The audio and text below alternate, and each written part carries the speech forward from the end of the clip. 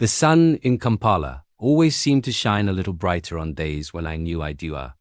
Her name was Amara, and to me, she was the melody in the noisy hallways of our high school. Our story didn't start with a dramatic, movie-like moment.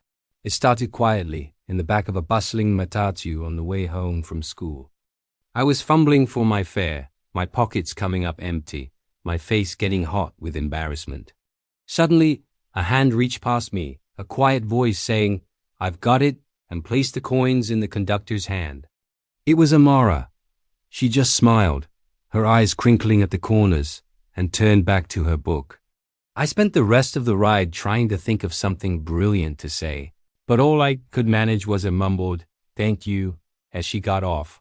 The next day, I found her by the old mango tree in the schoolyard, the one where everyone said the best fruit grew. I had a small bag of roasted groundnuts, my peace offering and my excuse. "For yesterday," I said, holding them out. She laughed, a sound like wind chimes. "You didn't have to," she said, but she took them anyway. And that's how it began. We started sharing lunches under that mango tree. I learned she loved reading more than anything, that she dreamt of being a doctor, and that she had this little habit of tucking a stray braid behind her ear when she was deep in thought. I told her about my dream of becoming an engineer, of building bridges that would connect our villages. We talked about everything and nothing, from the latest Afrobeat hits to the complicated equations in our physics class. Our friends started teasing us, of course. The engineer and the doctor, they'd call us. My best friend David would nudge me every time she walked past. "Just ask her out already, man." He'd say, but I was nervous. What we had was special, and I was terrified of ruining it. What if she didn't feel the same way? The air between us was charged with unspoken words, a sweet tension that was both exciting and agonizing. The moment of truth came during the school's annual cultural day. The grounds were alive with a riot of color and sound. Dancers moved to the rhythm of the drums, the air thick with the smell of roasting maize and nama choma. I saw Amara across the field, looking stunning in a gomesi that shimmered with every move she made.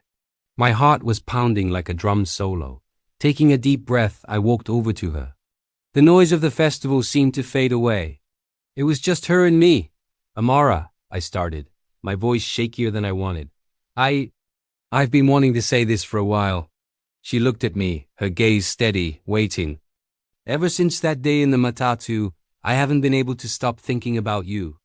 Being with you under the mango tree, it's the best part of my day. I think I'm falling for you." The silence that followed felt like an eternity. Then, that beautiful smile spread across her face. "I was wondering when you were going to say that," she whispered. She took my hand, her fingers fitting perfectly between mine. "I'm falling for you too, you know." In that moment, with the drums beating in the background, it felt like the whole world was celebrating with us. Our high school romance wasn't just about holding hands and stolen glances. It was about pushing each other to be better. We became each other's biggest cheerleaders. We'd have late-night study sessions, quizzing each other until our minds were fuzzy. When I struggled with literature, she'd patiently explain the themes in Things Fall Apart. When she got frustrated with calculus, I'd draw diagrams and create silly acronyms to help her remember the formulas. We were a team. We weren't just in love. We were invested in each other's futures. Our parents saw it too. My mother adored Amara, always sending her home with extra mandazi. Her father, a stern but kind man, would always ask me about my engineering ambitions with a thoughtful nod. But high school, like all good things, has to end. The final exams loomed over us like a storm cloud. The pressure was immense.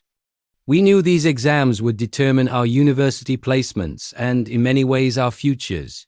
There were days of stress and exhaustion where we barely saw each other. But even a quick, encouraging note passed between classes was enough to keep us going. We made a promise, no matter what the results were, no matter where we ended up, we would face it together. The day the results were posted was pure chaos. Students were screaming, crying, and hugging. I frantically scanned the list for my name, my heart in my throat. I found it. I had done well enough for the engineering program at Magaria University. A wave of relief washed over me. Then I searched for Amara's name. There it was. She had excelled, scoring some of the highest marks in the country. She was definitely going to get into medical school. I found her in the crowd, her face buried in her hands, tears streaming down. I ran to her, my own joy momentarily forgotten, my heart sinking with fear. Amara, what's wrong? I asked, panicked. She looked up, her tears now mixed with a huge radiant smile. They're happy tears, she sobbed, throwing her arms around me. We did it. We both did it. Our graduation day felt like the end of an era and the beginning of a new one. We stood side by side, our gowns swaying in the breeze, our families cheering from the crowd. We looked at the old mango tree, our spot, and smiled. It was more than just a tree. It was a witness to our story, a symbol of our growth. High school was over, but our journey was just beginning. Kampala lay before us, a city of dreams, and we were ready to chase them together.